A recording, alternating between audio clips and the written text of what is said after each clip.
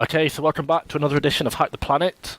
This is episode 2 of the only dedicated Tier 2 podcast brought to you by the Overwatch League and the Broverwatch Network in partnership. I'm your MC Siarnaq, and alongside me, as always, are my two co-hosts, Ryu and Dreydan. Say hi, guys. Hello, my name is Ryu, and I'm a creator for the Broverwatch.com. Hello, I'm Dreydan, and I'm a resident Twitter memer. Perfect. Right, let's get right into it. So we're going to be changing the format a little bit from last episode. This one is very much like still a test, so if you're not liking it, let us know with feedback. Anyway, the change basically involves like splitting the show into more segment-based stuff so we can sort of have a more direct flow of conversation. You've seen segments such as like from Watchpoint and any of the other Overwatch League network podcasts. Right. We'll start off with Dreydan introducing our games of the week, so go ahead and read off the ones that we picked. So for our main game of the week, we picked British Hurricane versus Morning Stars from EU. And then, though it's this is more of a talking point than a game of the week, we also have Fusion Uni versus Second Wind, along with WGS versus both Runaway and Element Mystic. Yes. Right. First game. Hurricane versus Morning Stars. That was a very good game, guys, right? I think you guys have seen it the detail. I need to be true to myself and tell you guys that I haven't really seen it in detail, so I can't really talk about it. Yeah, you missed it from work, but it's all good. Me and Dre managed to watch the whole thing. Yeah, Contenders. We can't watch every game, guys. We gotta be honest. Yeah, I've seen that. I see that British Hurricane took away the first map on Nepal on Control, and well, I guess you guys should just walk through a bit. Like, how did this match go? Why was it that good? I think with the tank duel between both Numlocked and Malzasa going on, and then just seeing, and especially when KSP. Got very fun to watch. It was definitely one of the more entertaining, not just in quality play, but just pure entertainment value. And KSP is a young player from who played the Zarya, I believe. He came in for the Widow duel. I think they played hardest on the Zarya, if my memory totally But it was interesting overall, just to sort of see the talent on display from both sides. We had Haffy hitting nice bomb Haffy. We had Numlocked versus Alzasa. We had Hardest versus we had all these individual matchups that was just it was just enjoyable goats to watch, which is something that's not been uttered many a time, and also brilliant Widow play from the likes of KSP as well. Because both these teams have a good mix of veteran players and young talent. Of course, with KSP, with someone like Extra at 3-Pro, but also having someone like Lassa, who's been here for 8 years, Steve, who has been in EU as well. Yeah. Both these teams have a very good mix of young talent and what experienced talent. So, do you think that eventually the leadership of someone like Numlock Haffy made a difference to again? I definitely think so. I feel of course, that definitely played a part. I feel to an extent, Hurricane individually, it's like they're coming into this a lot better for last. They're ready to go, man. They're on it. After a bit, they kind of dropped off after their first, and I think they're really starting to bring it back. I think. FO. Can't take it back this season. Yeah, I feel like their team has been together for this season, and a very, very scary, contender to see if they can dethrone Ganti. They look very strong. Whilst not there at the moment, and he's moved on to the Montreal Rebellion, I do want to give a quick shout out to Dreamcast, because I think he did a lot of work with that roster, properly working with them to try and establish that goat synergy. Yeah. I think he's done a lot of work with them to sort of really mold and gel them together, and I think that impression that he's left is still very much on show there. You've got that Dreamcast seal of good goats, as you will, with that one. So yeah, that was a hell of a game. If you guys haven't had a chance to go back and rewatch that, 100% recommend it. If you want peak EU goats, that was a good match, with also some spicy Widow as well. Moving on to NA now. Dre being the EU resident, walk us through Uni versus Second Wind. The Fusion Universe segment, I feel like this game is less of like a talking point about the game itself, but like a way to show how good Second Wind have built their new roster. I think bringing in Shuriken Gods is like in this meta is absolutely terrifying. I think Sharik has been playing greatly with Lotvi and Ping. Like that's actually crazy. Impressive. Like that's how much is it? Like 150, 60, even 180 ping. It's really bad.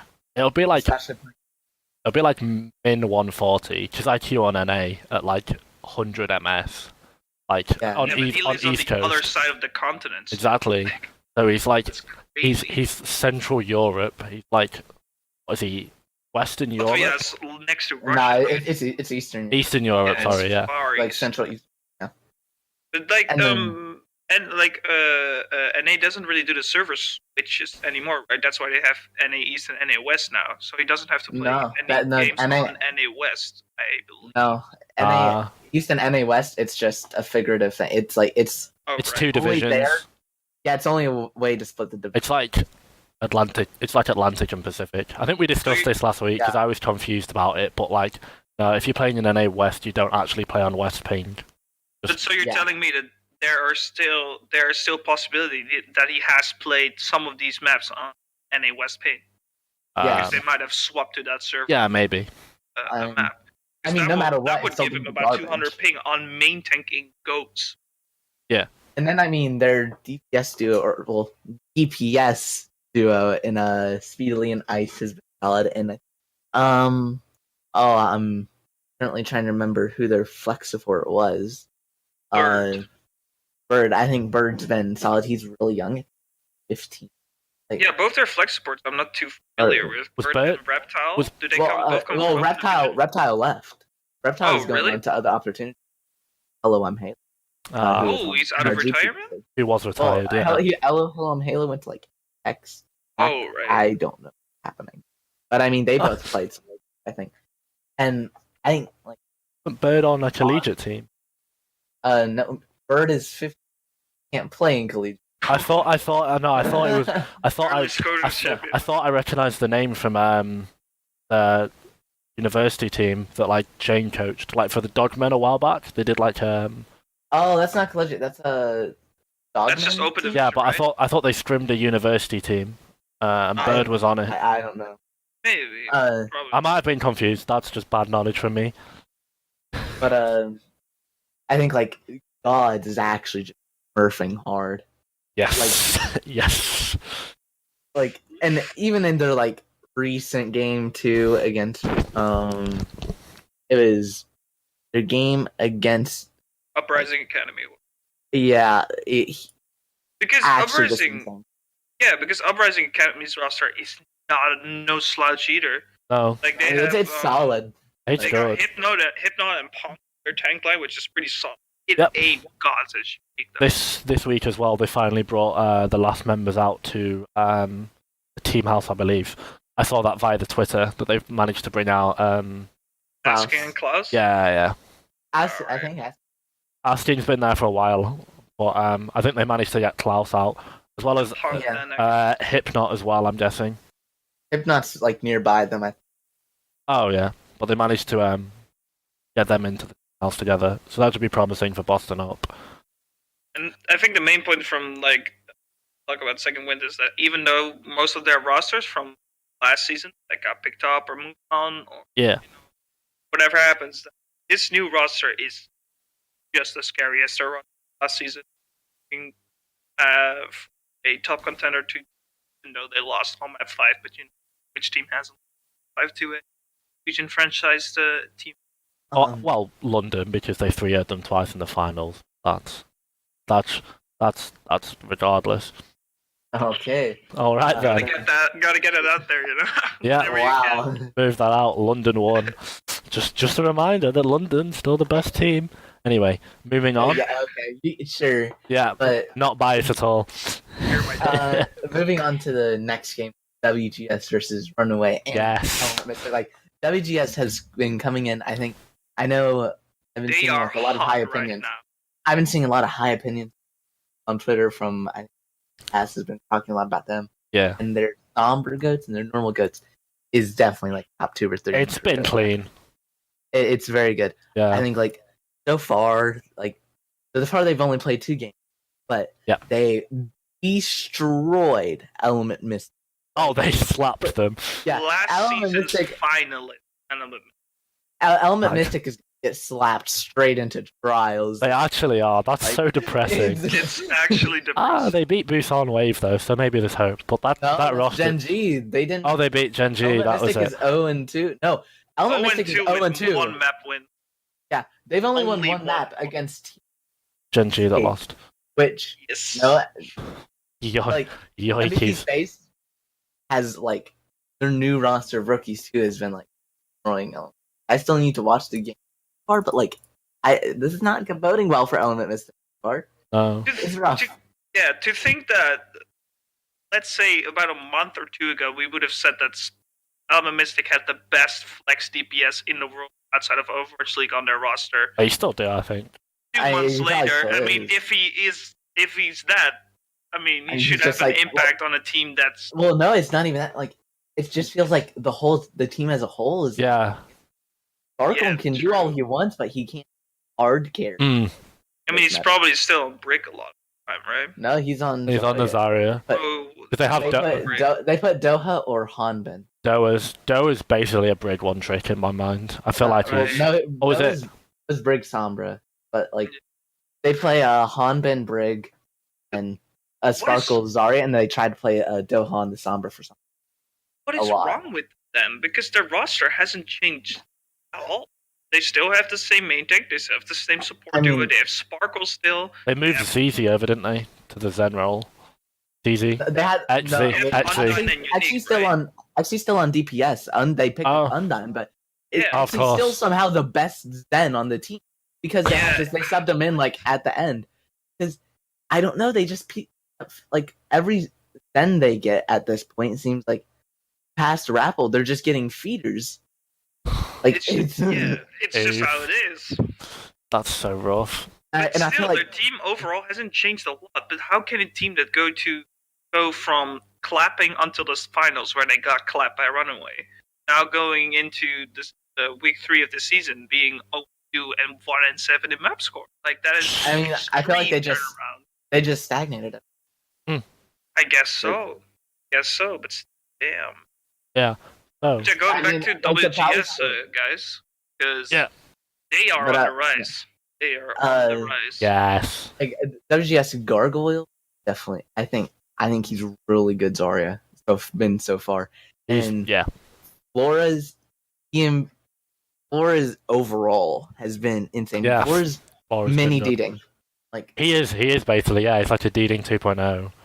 And then like WGS just let's not say D-Ding or G Jonek or shit like that, guys. Come on, we've been around with the Korean players for a long time. We have John Yu.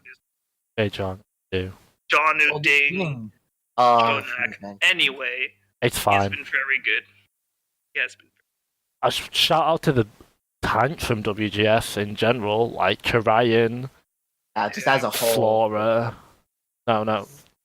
Yeah. Because in their game against Runaway, I got to see the first map. Yeah. I saw this, and we know Runaway as a team that sometimes is not completely awake on their first map. It happened last season in Contenders. It happened with previous rosters as well.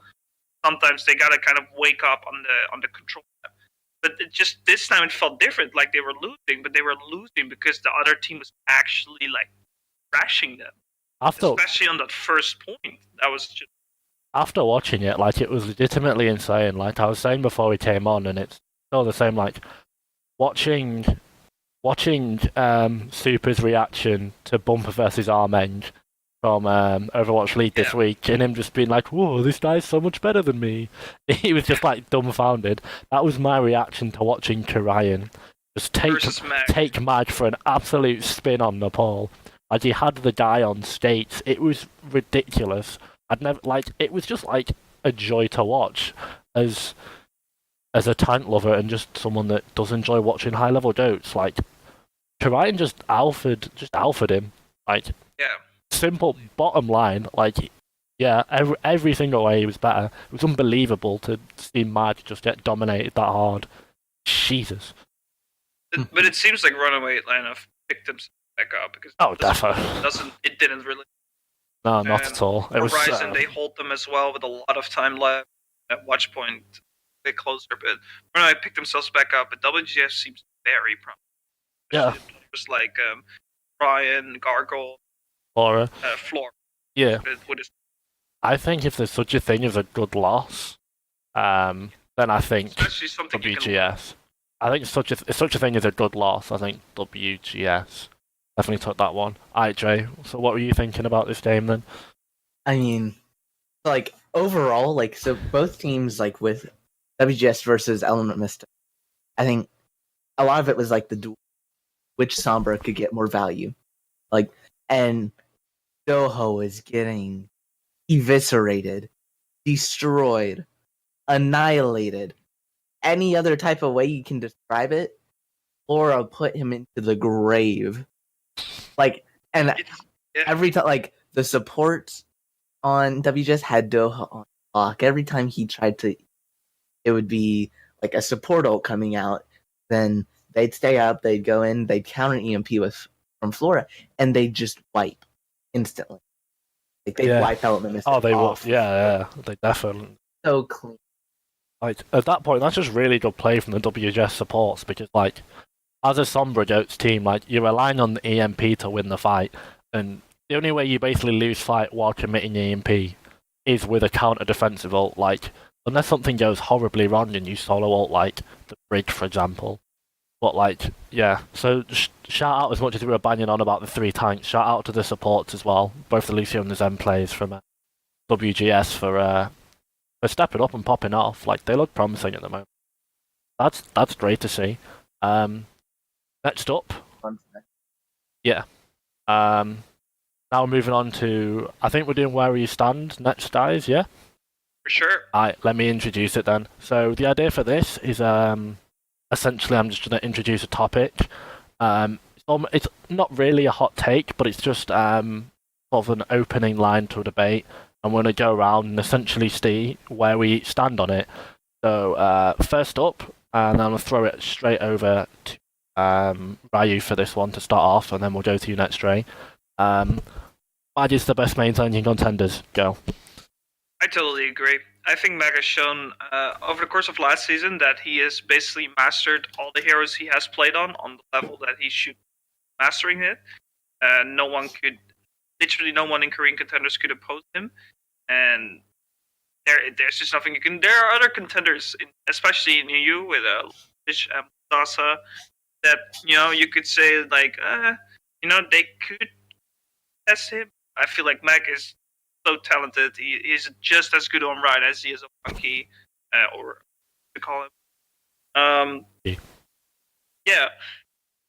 I don't see any reason why you would agree with that. To be honest, but you. I'll go ahead. Such a young player just coming out. He come out of like Chinese competitors playing for one of the like lower tier and perform well. And I think at this point, only people, of course, is pretty much like just as good, probably better. But like, it does that count? Like he's already technically signed to no. Like, of course. Grind did take him for a little bit of a spin. He took him for a spin. He sent him to the cleaners, dude. Yeah, but Mag. Yeah. But Mag is like basically is the 16-year-old reincarnation of Bumper. Like they got the exact same human being. He's like Bumper, but without the full Alex. Looks like the same. He looks the same as well. He's like Bumper without the full Alex Jones. I feel like without that tendency to just go, listen. I'm gonna be honest with you. I'm kind of a bit retarded. He's Bumper without that bit. He could even be better than Bumper because I feel like Mag actually has the intelligence to sometimes not feed. No, I think Mag still kind of hard feed. There's still there's some times where he basically is Bumper. Like there's some times where, so of course I think question of does he play this way because he knows up, or does he play this way because it is his playstyle? Like he's just a diamond main tank. Yeah, a diamond main tank that gets hard carried, and so we call him the best main. Yeah, he's just inting my ranked games, like every other diamond Ryan in NA. But like, I think definitely good. I think maybe Brian and Ion are very good and might be close to him, but definitely. There. Whilst I don't think anyone in EU can contend with him on his Winston and on his Orisa, I think the likes of Lulzish, Numlocked, and Malzasa have properly like stepped up. Like, we know these guys are good at Reinhardt. Like, it's what EU does. Like, we'll say this until pigs can fly. Like, EU they just have good Ryan players. And I think if it comes down to the Ryan 1v1, I was confident in taking someone like Lulzish versus him. I don't know. I feel like even then, I still might take it. I think there's a chance he's been good enough. Like, especially if you're taking Runaway versus. Oh yeah, I'm not talking about Runaway versus EU, but like Of course, but then you're never gonna have like a 1v1 like that. Yeah, true. Has such a playstyle specific to his team. Never gonna can't necessarily talk about him individually. Almost. That's He's true. Very good, but it's also like a massive backup. Oh, definitely. Yeah. So here's the question though: what if you would take Mac?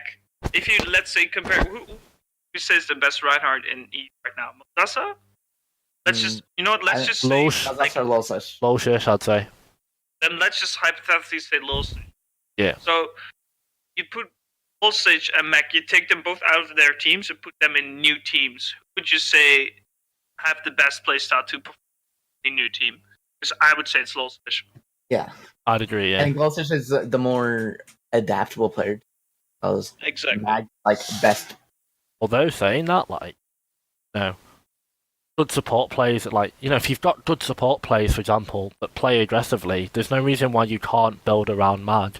Say, look, this guy's just gonna hold W and M1, and we're gonna support him doing it, and he's gonna slap on kids while he does that. So just let him pop off, you know what I mean? Like, it's not necessarily a bad thing that he requires a shit ton of resources. We've seen it from the likes of Fisher in the Overwatch League. Like, it can happen and it can hard carry. So. Yeah, especially on this time on Global. Oh, definitely. It proved it. But I don't know. I think it's just kind of like a theoretical question that'll never be answered. Yeah, it is one of those, isn't it? Anyway, I think overall, it's a pretty fair bet, pretty safe thing to say. In your opinion, is next to best. Yeah. Or in the contenders. In contenders. Yes. Yeah. That's best. Pretty safe thing to say. Best main time. Alright. That's sorted. Let's go on to the next one. This one could be fairly controversial, although between us I don't think it is that much so. So here it is. You could build a better all EU team for Goat's meta using only EU contenders team. Than the Paris Eternal. Let me repeat that because I think I stuffed it. So you could build a better team for Goat's meta featuring only players from EU contenders at the moment than the Paris Eternal. So, thoughts? What do you think about that, Dre? I think it's not necessarily even an argument, just a fact.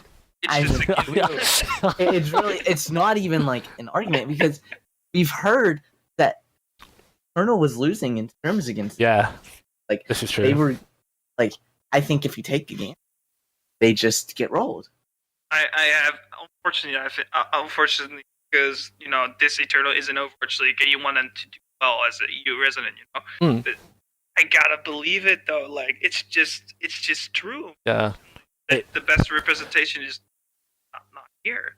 It feels like one of those because you see it in American sports all the time. Like, could the best college team beat the worst basketball team? But like, the difference in Overwatch League is completely different because it's not the case. Like we saw at the World Cup, USA versus UK.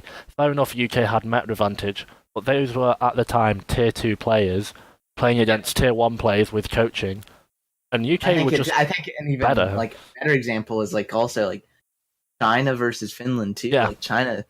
Highly underrated. Like people think just because it's not as good. And then you have China go up I think they swept Finland.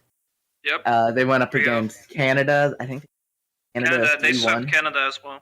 Yeah, they swept Canada. So they swept like two teams that were filled with Overwatch League, aside from maybe one or two players. Leaf hadn't played in a year as well. Then he just walked back in on the walked back in from PUBG. Leaf played PUBG. Heroes, dude. Leaf played PUBG for a year. He came back and he stomped on kids. He yeeted for PUBG. Yeah, him and Yang Zhaoling. I mean, I'm hoping Yang the PUBG buff. I mean, that seems like the play. I mean, we need to get Yan Zhaolong on the plane to fucking LA first before we try any of that. You know what I mean? Like, get him out of visa hell, dude. Come on, brother. Apparently, Jichiren's visa got approved. Maybe his visa's not far away either. I'll have to see, but anyways, I've not heard much from YXL. So, but anyways, I feel like even if you're not taking a full team that's already even then, make it into. Then definitely. I just feel like it's so more talent. I think I would actually, especially in Guts meta. I would argue you could take all of Ganti, all of Angry Titans, put that in over. You'd be better off now. And then you haven't even looked at all the other players. Especially with their coaching staff. Like the bright spot for Paris in Goats meta is their coaching staff. Like what? Yeah, their staff is really stacked. I sat down and I looked through the Titans this week. The thing is, watching the first map, even watching the first map, if you remember, where Finzi eats the Grav on 99%, and everyone in chat is like, this is so winnable for Paris, this is so winnable for Paris, and they still somehow managed to fuck it up. Yes, it's against Titans, but there is some bright spots on that Paris team. I think Finzi has been good, but Finzi, I think there's a lot of plays from the likes of Ben Best, Soon, and Cruz, to name them, that are trying to go for plays that, to be brutally honest, mechanically they're not able to do. They're trying to go for plays that mechanically they just can't do. They're trying to do stuff that they're physically not skilled enough to be able to do. It's low-key controversial, I think, but Cruz is trying to go for these Martha and Big Goose style boops, and he's just not good. He's not good enough, which is fine, because Cruz has a different play style, and his comms are most likely sort of better than those two, although we don't know. But Cruz has his own way of playing, and it's looked good in some games, but it's been said every team has every aggressive Lucio, especially when they play the Titans, has been exposed. Yes, because I think the Gladiators played the Titans, and the Gladiators played very well, except for Bigus, because Bigus tried to get exposed. I don't think the Gladiators. I don't think played them. No, they didn't. No, I don't think they did. I'll check. Was it charged? Yeah, because that is what the Titans did to Paris, right? Yeah. But that's not just a. Yeah. Yeah, but you could definitely. I feel like Cruz in general has just been bad. Yeah. It's not like Titans, of course. They're of course going to get exposed against a good team. Yeah, exactly. A bad player making bad plays against a team that's going to punish them. Yeah, it's this is not not just a Titan thing. The thing is with the Titans is that you can easily see what your mistakes are because they get so easily exposed. I mean, yeah. So when you play the Titans, and you can just see, Cruz keeps dying every single fight first. Anyways, I think we need to go on to contenders. Yeah. Oh God, I'm actually hyper tilting, trying to get us onto the other topic. No, anyway, what if we would make a medical 12-man a new Paris full 12 man, or if we just go for if we could, so we can have a little bit with you want a 6 man, yeah.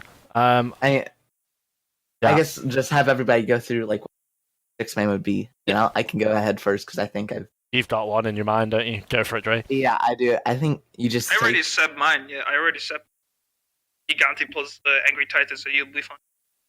Yeah, I think you take Davin, Facility. Yeah. I think those are two you definitely take. I think. Yeah. You want to take either for your off tank, either Chow or Haffy. Yeah. I feel like are both two your best options there. Nice bomb, Haffy.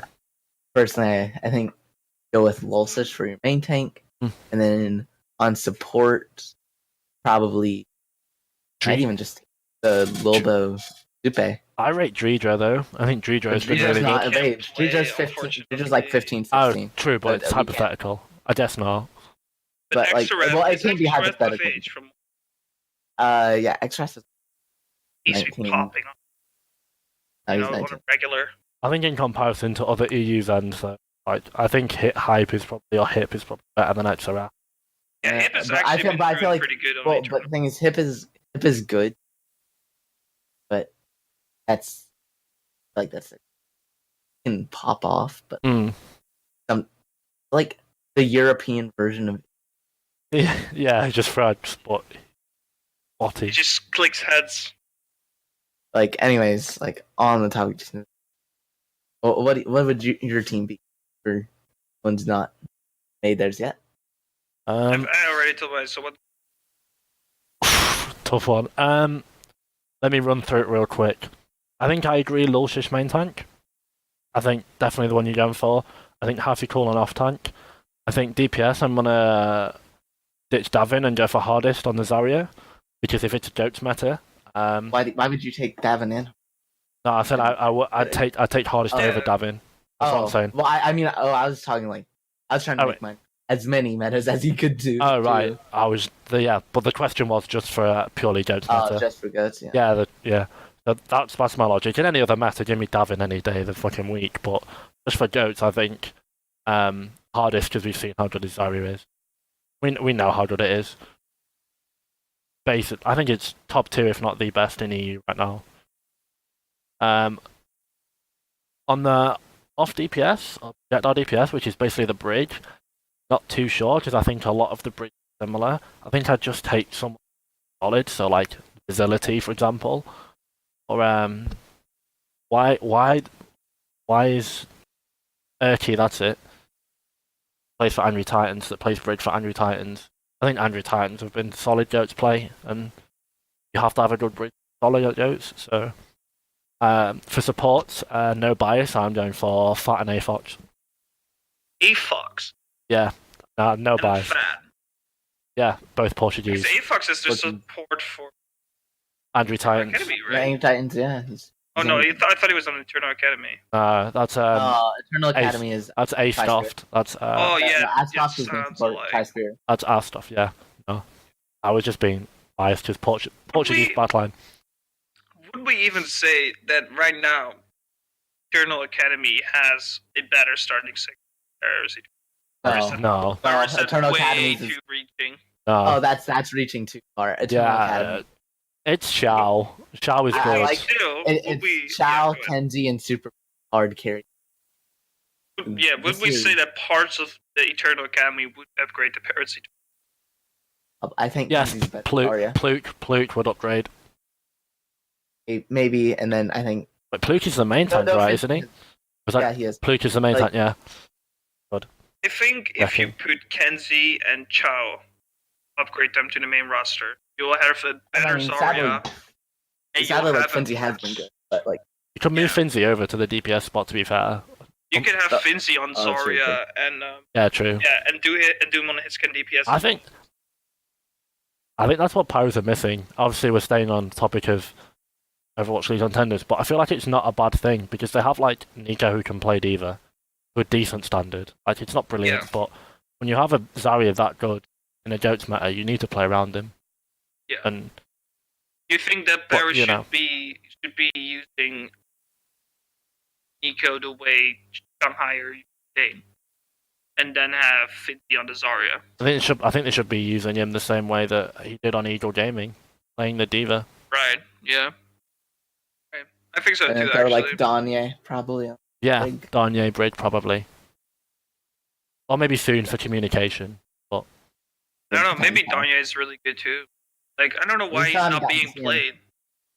I haven't gotten to see him. Not his meta. So yeah. I mean, it's never going to be Eternals meta. That's true. This is their meta. Anyways. Yeah. Anyway, Paris aside. Moving on to Trouble in Paris. That's the name of the title. That's the name of the episode. There we go. I guess moving on to our player of the week here. Yes. So I think I guess I want to go ahead and mention one at least, since we want to get like maybe one or two from the region. I want to go ahead and mention. I mean, we talked about him earlier from NA, but like Gods is smurfing hard. Like Gods is smurfing.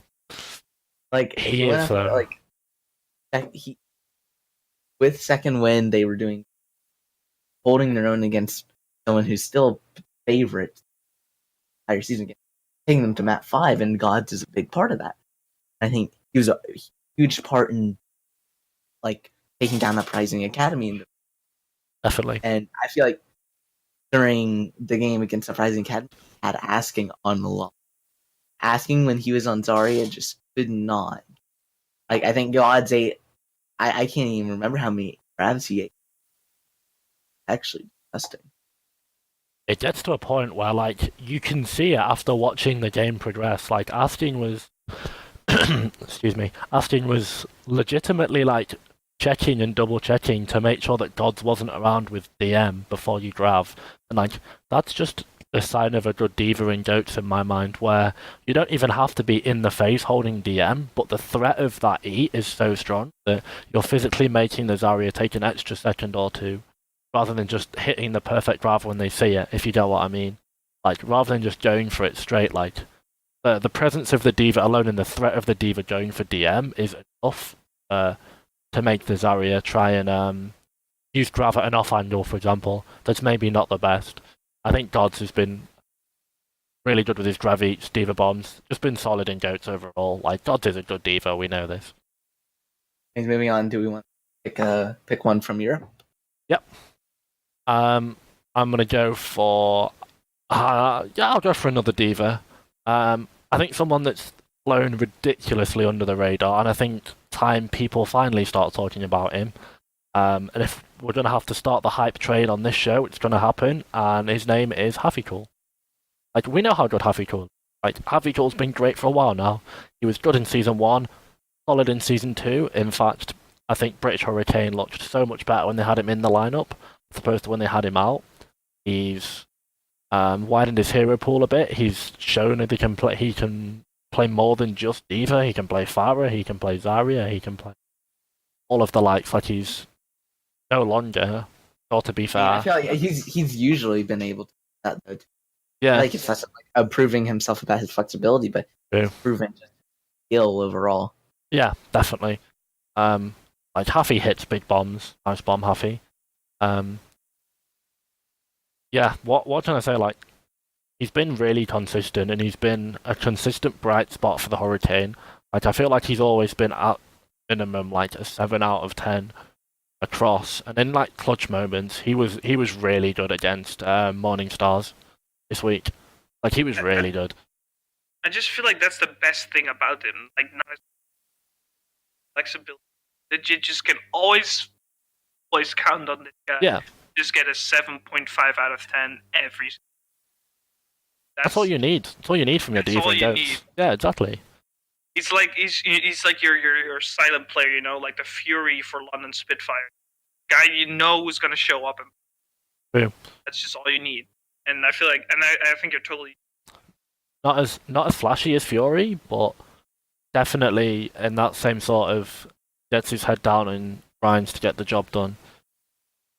Overall, just like Huffy is good forehead, like, you know, like it's obviously I guess just tier 2 in general. Being sort of all over the place, we rarely get time to shine light on standout performances if they're not like, you know, getting like actually 6Ks. hard carrying. Yeah, for example, like Panka getting like 4K primal rages on Lijiang. Like, Huffy doesn't do that. He's had some nutty clips, like for example, last season against Singularity Season 1, Season 1, where he kills 2 with Diva Bomb and then farms another mech and farms another Diva Bomb in about 40 seconds. Like, he's hit some insane clutches like that, but you know, it's just doing the job. More of a consistent player. Yeah. Yeah, exactly. I guess move on to Rhea. Do you have a? Well, I can say I have specific player MVP Yeah, because I feel like the region has shown already so much this to work as a team. Definitely. I feel like a team has definitely shown this in the past two games. As already talked about, and it's WGS Arma. Yeah. And I do want to highlight a couple players on our and those are Main Tank and Gargoyle. Yeah. Daria, right? Gargoyle, yes. Flora, and Karayan. These three guys are actual, the new prospects for contenders together with like the runaway roster and guys and some. And I think like they're 1-1 right now, and with a match score of 5-3, and I think these guys are safe playoffs and can make the maybe the teams that have a bit more status in green contenders and a bit more hype behind them. I think they can make them very difficult. Runaways struggled very much against them already. Yeah, definitely. And I think they can let a bit. We mentioned in like match of the week, like yes, it was only for one map, but they took a map off Runaway, and not many teams have been able to say they've done that. Like Runaway have been virtually just smurfing through Korean contenders so far. It's just actually insane. Like I can empathize. How do they do? I can't. Yeah, they looked like Lucky Future Zenith over in China. Like that's how dominant they've been, and this is in Korean contenders, as still a team that's only been together for 2 now. Like, and to take a map off them and to be that good on it was there's signs there definitely. Yeah, and it's not like I don't know. You're right. It's insane what Runaway has been doing. It's also insane progress. Yeah. Also teams like MVP Space with all kinds of rookies we know now, which we haven't even really mentioned yet. We could do in a future. We could do in a future episode, maybe next week, and talk about MVP Space because their full rookie roster we have to. is killing it. I think Ray, you said on the first episode you were like quite unsure of MVP Space, what they were doing. It's going to be worth it, but no. It did. It's like if they were confident enough to do, is it going to pay off? And it's like so far. It seems like so far it has. Yeah. Do anyone else that we missed, Dre? Go for it. Special shout out maybe. Yeah. From China contenders we have. We haven't really. I feel like we can't really go over like Chinese contender players just yet. Oh. I mean, I can at least give some news of some really good, I guess, since it's a good way to change. Yeah. Shanghai Dragons Academy. They've done the rebuild. So they've lost Zijin, Yakumo, K-Heart, and Orchid, losing off tank, 2 of their DPS, and then Orchid, who I think they've all been like good players for them. For like Zijin, Hangzhou Academy, players as a whole seem to be, but Team CC they've picked up a solid roster.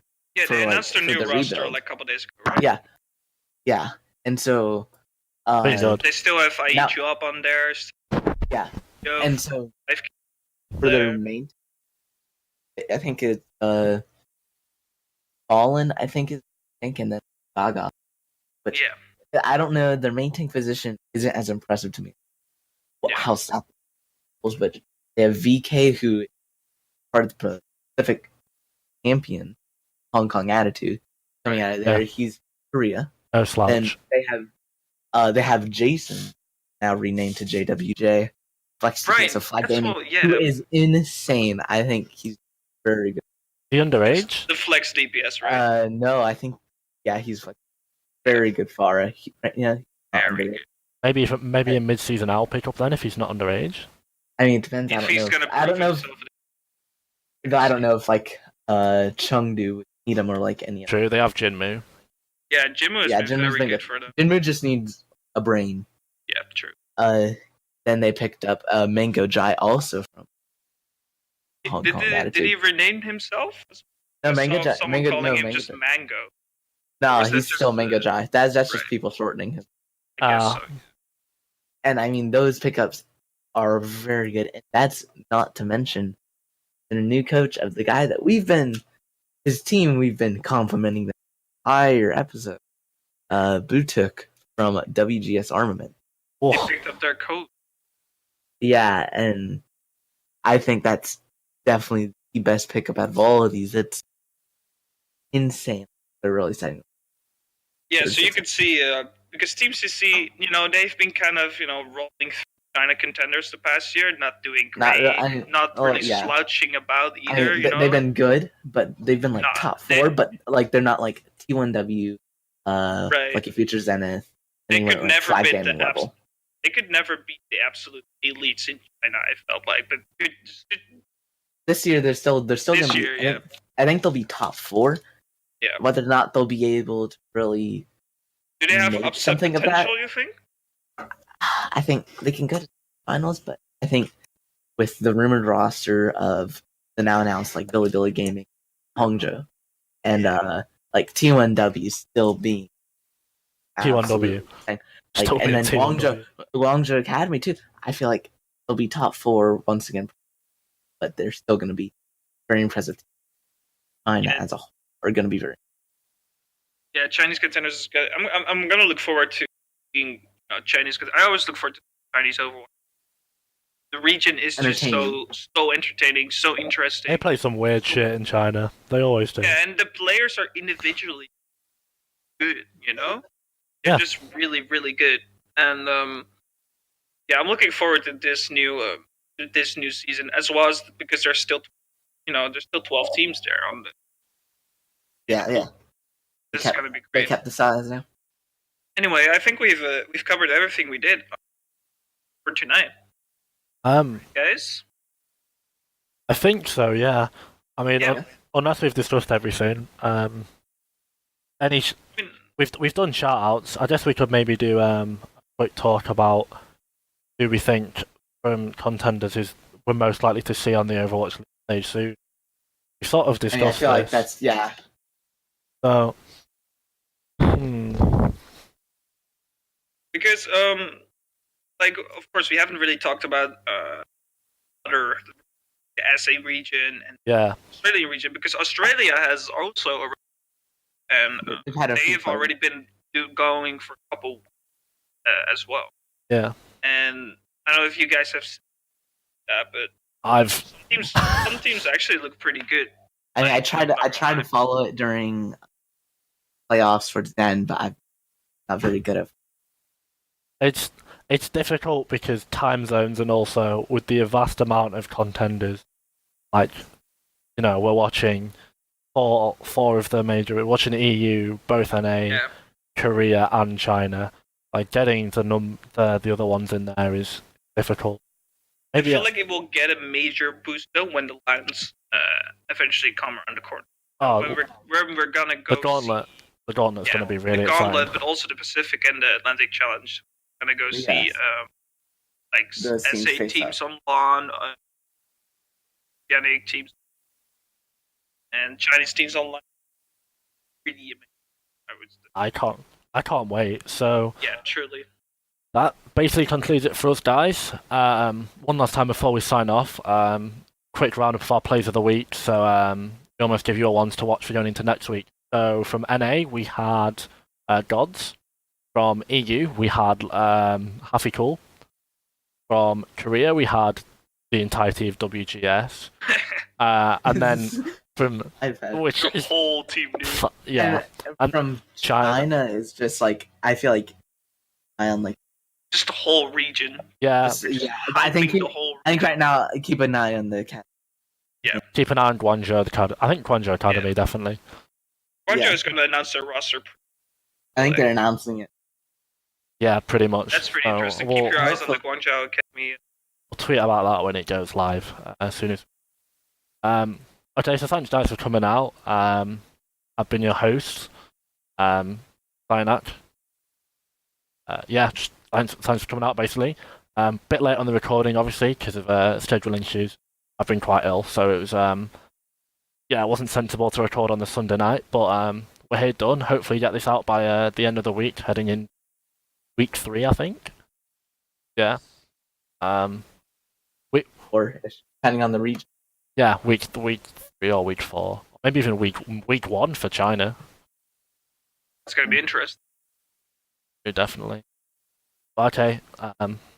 Cheers, guys. Thanks for coming out. See you in the next episode. Peace.